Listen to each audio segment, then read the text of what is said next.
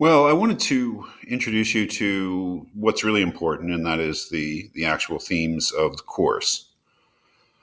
This is a course basically in philosophy of death. That is, we will be looking, I hope, in an appropriate way and in a fairly comprehensive way about fundamental philosophical problems having to do with death. And that is what the course is really about. It is not an applied ethics course. It's not a course in death and dying in terms of medical ethics or end of life ethics. It's not a course that is geared towards people who are in the medical professions and have to deal with these things. That would be a fine course, but it's not what this course is. Just so you know. I think that if you are in those professions and you go through this course, it will help you. I mean, it will definitely shape your attitudes towards death, and so no doubt it will affect the way that you do your job. But it is not a clinical course. It's not a course, as I said, in applied ethics having to do with death and dying. It is a wide-ranging course in the philosophy of death in which we look at various problems, I would say, that I've chosen. It is also a course that has been structured for an intercession time frame. I have another version of this course. You may have friends who took it at LaSalle, and it's an entirely different one. I just don't think it would be possible to do that course in less than a month. So I came up with something I thought was more appropriate, shorter readings, different sort of approach. So let me go through the modules just to give you a sense of it. Module 1 is called Preliminary Attitudes Towards Death. I chose 3 different things that I thought were quite interesting. This scene from the first season of Game of Thrones, in which death is characterized as a kind of a powerful god, actually.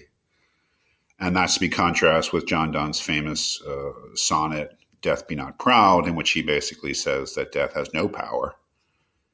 And then a short excerpt from the book of Ecclesiastes in the Old Testament, the Bible, that talks about death in a very surprising way in terms of this great challenge, since the author of Ecclesiastes has no real belief in an afterlife, how death can be a kind of a challenge to living a meaningful life. So 3 different preliminary attitudes towards death, I would say, that are embodied in these short readings and the short scene from Game of Thrones, just to get us started and get us started thinking about how we actually conceive of death, what our sort of preliminary, our starting attitudes might be towards the subject. Then moving on to Module 2, which I call Theories of Death. And by theories of death, I really mean theories about what actually happens to us when we die. That is, what the significance of death actually is in terms of, well, what happens? Is there something which brings up the question of existence after death, and 3 different views on that, from Plato's dialogue, the Phaedo, from the great Indian work, the Bhagavad Gita, ancient Hindu work, and the ancient philosopher Epicurus, basically contrasting the idea that death is a transition to a new phase of being, which you find in Plato and in the Bhagavad Gita, as opposed to Epicurus's theory, where death is simply the annihilation of the person, the end, the absolute limit, where there's nothing beyond the limit of death. These 2 different fundamentally 2 different views of what actually happens when we die. Continuing with that theme, looking into 20th century sources, especially a brief glance at the work of Martin Heidegger and, I would say, his great opponent, Paul Landsberg. They were contemporaries. And then something from W.H. Auden, the great poet, 20th century poet, which I think is something that kind of reveals what Landsberg is about. This module is called A Being Towards Death or A Being Beyond Death, and that's really the question. How should we view human existence? I'm using a great little excerpt from a movie called My Dinner with Andre, in which one of the characters talks about Heidegger, and then and we're not actually read any Heidegger, but another little newspaper piece on Heidegger and death, and then these excerpts, really contrasting the Heidegger idea that human existence is a being towards death, that we're constantly moving closer to the absolute limit of our existence, which is the end of our existence, as opposed to Landsberg's idea that human beings are geared towards something beyond death, which is certainly an Auden thing too. So it's really kind of building on the themes that were brought up in the previous module, just making them more contemporary by looking at 20th century sources and the way that they may have gone about the question. Module 4 is really my favorite part of the course because it's just scenes from movies. Module 4 is called Ways of Dying, and what I'm interested in is how we imagine death and really how we imagine dying, the process of dying. I'm very interested in that, and I love film. So I've collected what I think are some of the best death scenes in film because each of them really represents dying in a fundamentally different way.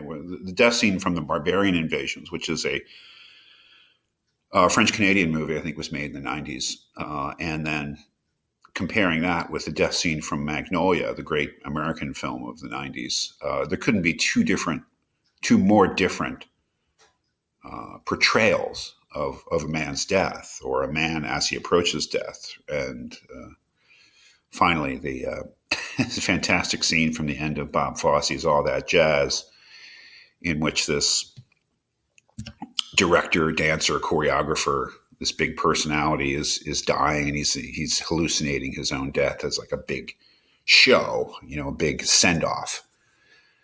So I'm asking you really to think about here different ways in which we imagine the dying process and how those different ways of imagining are really a reflection of our different views about the meaning of life and the significance of death. Modules 5 and 6 are closely related. They're both about grief. If to some extent everything so far, to some extent, it's really been from the first person point of view and thinking about our own deaths. Obviously, we have to also think about the deaths of others, which is something that does come up in earlier readings. But the human experience of grief, our response to the deaths of others, is obviously a big topic, I think, that is unavoidable. Module 5 will look at a very academic essay by an American philosopher named Donald Gustafson, in which he defines grief in a certain way, which I think is quite interesting and makes the essay well worth reading. And then in Module 6, an entirely different sort of document, we have C.S. Lewis, the famous novelist and Christian thinker, keeping a journal in the immediate aftermath of the death of his wife. It's a highly personal experience, but something which I think has great philosophical value and is very interesting to compare with Gustafson's definition of grief, which is a theoretical definition. In C.S. Lewis, I think to some degree we see that theoretical definition actually lived out in the particular way that this man deals with his own emotional state upon the death of his wife. Finally, Module 7 is called Dealing with Death, and this is a continuing interest of mine, and excuse me, one that I've had since I began teaching this course many years ago, and that is whether human beings can really handle the fact that they're going to die. And when I say handle, I guess what I mean is, can we accept it? Can we accept our mortality? Can we view our deaths as natural? Can we view our deaths as something that's not bad? Can we overcome the fear of death?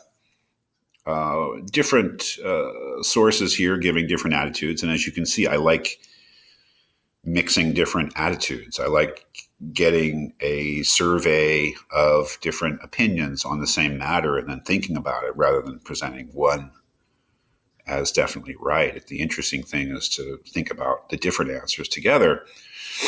Epictetus, the ancient Stoic philosopher, who's, you have to view your death. Death can't hurt you. View your death with detachment.